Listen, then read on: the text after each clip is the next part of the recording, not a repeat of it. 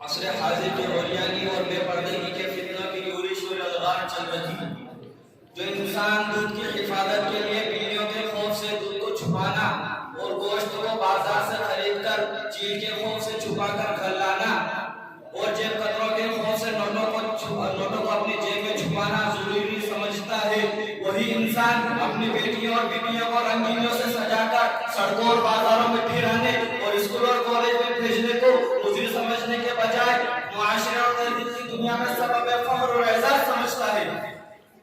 اکبر الہ آبادی نے کیا خوب فرمایا، بے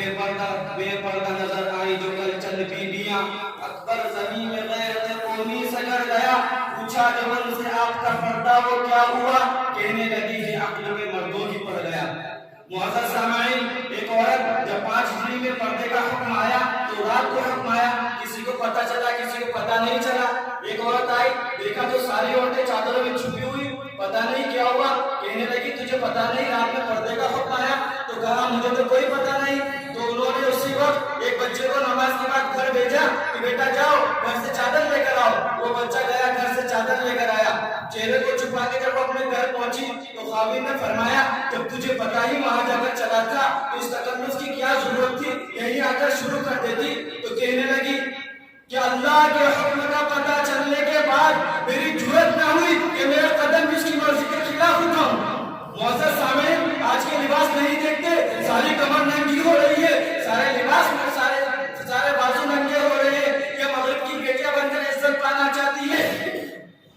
مغرب کی عورت نے آزادی پا کر بڑا دھوکہ کھایا ہے، مجھے میرے رب کی قسم یہ آزادی نہیں ہے، یہ صرف اور صرف ہلاکت اور بربادی کے سوا کچھ نہیں ہے۔ جتنا اپنے آپ کو چھپاؤ گی اتنا ہی اللہ کی یہاں روشن ہو جاؤ گی، اور جتنا اپنے آپ کو ظاہر کرو گی اتنا ہی اللہ کی نظر میں ذلیل ہو جاؤ گی۔ یہ پاگلوں کا جہان ہے، جب پاگلوں کے پیچھے چل پڑو گی۔ حالانکہ حتیٰ کہ حضور صلی اللہ علیہ وسلم نے فرمایا شرط نسائکم المتبرجات المتخیلات وہن المنافقات لا يدخل الجنة منهن الا مثل الغراب العاصم۔ یہ بدترین عورتیں، آزادانہ بے پردہ نمائش کرنے والی، آزادانہ گھر سے نکلنے والی عورتیں ہیں،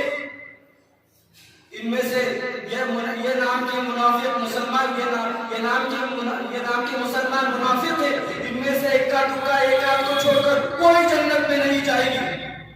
آج یہ علانیہ گناہ ہے، یہ سب کے سامنے کیا جاتا ہے، اس کے کرنے والوں کو ہزاروں لاکھوں انسان دیکھتے ہیں۔ آج میں ان ہندو بھائیوں سے کہنا چاہتا ہوں کیا ہندو مذہب میں پردہ نہیں ہے، کیا انہیں ایک ایشور کا خوف نہیں ہے، کیا انہوں نے سنن سدا جی کے بارے میں نہیں پڑھا جن کو اپنا آئیڈیل اور نمونہ بناتے ہیں، جنہوں نے دشمنوں کے پیچھے لے کر بھی اپنی عفت و عصمت کی حفاظت کی۔ ان کے بارے میں ہندو دھرم میں لکھا ہے کہ جب شری رام چندر جی کے بھائی لکشمن کو کہا گیا کہ وہ سیتا جی کا چہرہ دیکھ کر ان کو پہچانے تو انہوں نے کہا میں نے کبھی اپنی بھاوج کا چہرہ نہیں دیکھا، باوجود اس کے کہ انہوں نے کتنے ہی دن شری رام چندر جی کی بنواس کے دوران ان کی حفاظت کے لیے موجود رہے۔ اسی لیے ہندوؤں کے بہت سے خاندان، خاص کر اعلیٰ کے ہندوؤں میں عورت کے سطر چھپانے اور گھونگھٹ نکالنے کا قدیم رواج رہا ہے اور بہت سی جگہوں پر آج بھی موجود ہے۔